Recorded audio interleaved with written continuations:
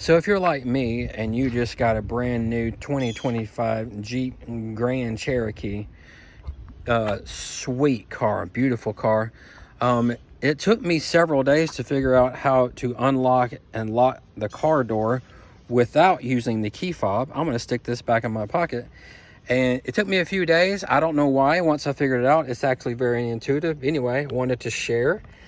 And okay, pretty simple. If you want to unlock, you just put your fingers behind the door. It takes about half a second and it's unlocked. Here's the tricky part. If you want to lock it, you do not put your hands, nope, don't do that. See the little 3 lines? Boop.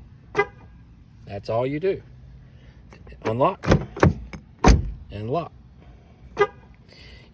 And you can also do this from the trunk. Check it out. Right now you heard it, it's locked.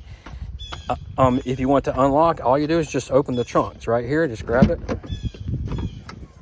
That unlocks the car.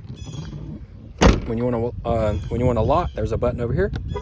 That's all you do. I hope you enjoy. Hope that saves you a lot of time.